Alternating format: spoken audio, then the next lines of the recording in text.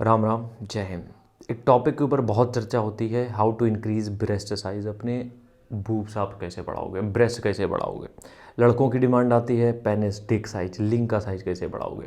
देखो, एक चीज़ ये समझो, कुछ चीज़ें हैं बॉडी में जो आप खुद से इंक्रीज नहीं कर सकते हो। जबान लड़खड़ा रही है। कुछ चीज़ें हैं जो आप खुद से इंक्रीज नहीं कर सकते हो, उनकी स्ट्रेंथनिंग कर सकते हो। ठीक है, उनकी स्ट्रेंथनिंग कर सकते हो, ब्लड फ्लो अच्छा कर सकते हो, बट उनकी लंबाई या आकार नहीं बढ़ा सकते हो। उनमें से यही 2-3 चीज़ें हैं, जैसे कि एक तो हो गया ब्रेस्ट, दूसरा हो गया डिक या पेनिस जिसको बोलते हैं आप, और तीसरी चीज़ हो गई ये आपकी खुद की लंबाई। ये चीज़ें नहीं बढ़ाई जा सकती हैं, आप बढ़ा ही नहीं सकते हो। अब हो क्या रहा है कि आजकल सबसे ज़्यादा लोग इन्हीं चीज़ों से परेशान हैं।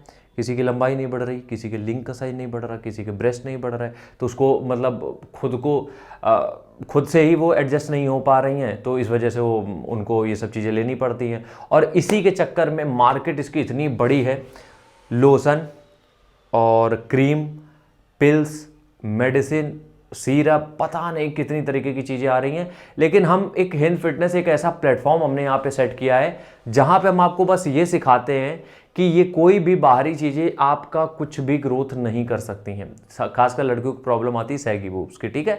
और ये चीज़ें कभी सही नहीं हो सकती हैं आपकी, क्योंकि ये खराब नहीं है।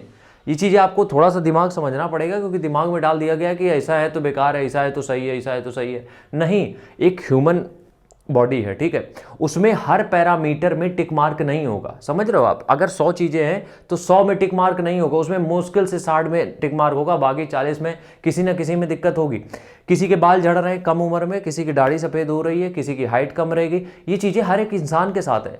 तो इसका मतलब ये नहीं कि ये कोई बीमारी है, नहीं, आप हैंडीकैप नहीं हो गए हो। होता यह है, हर एक का बॉडी टाइप अलग है। जैसे कि मान लो अब कोई लोग वेजिटेरियन होते हैं, कोई लोग नॉन वेजिटेरियन होते हैं। कुछ लोगों को कुछ चीज़ पच जाती है, कुछ लोगों को वही चीज़ नहीं पचती। तो सिंपल सा लॉजिक है, हर ह्यूमन बॉडी डिफरेंट है, बट वो अपने में कंप्लीट है, दैट्स इट। तो इसलिए कभी भी इस तरीके की चीज़ों में मत पड़ा करो कि ब्रेस्ट बढ़ाने के लिए कोई क्रीम, पाउडर, कोई लोशन मिल जाए। नहीं होता है कुछ भी ऐसा। अगर आपको वाकई में एक अच्छी बॉडी चाहिए, एक अच्छा फिजिक चाहिए, हम ये रिकमेंड करेंगे कि आप जिम ज्वाइन कर लो।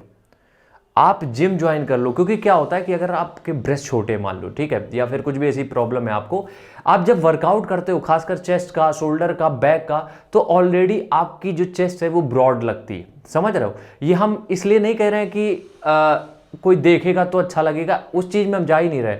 आप खुद में एक कंफर्टेबल जोन में फील करो खुद को, इसलिए एक वर्कआउट सेशन चालू कर दो डेली का, 45 से 50 मिनट का डेली, और जिसमें कि चेस्ट, शोल्डर और बैक 3 मसल को इंक्लूड करो जिम में, और 3 महीने के अंदर एक अच्छे रिजल्ट्स के साथ आपकी बॉडी शेप में आ जाएगी। लेकिन खुद को बीमार नहीं समझना है, खुद को हैंडीकैप नहीं समझना है, और खुद को कुछ भी इस तरीके से डिफ्रेंशिएट मत करो। ये सबके साथ होता है, किसी की कुछ चीज़ सही है, किसी की कुछ चीज़ गलत है, मतलब गलत नहीं है, सॉरी, कुछ चीज़ अलग है, बस, गलत कुछ भी नहीं है। इसलिए इन सब फ्रॉड से बचो और जो लाइफस्टाइल है उसको एंजॉय करो और मस्त रहो। राम राम, जय हिंद।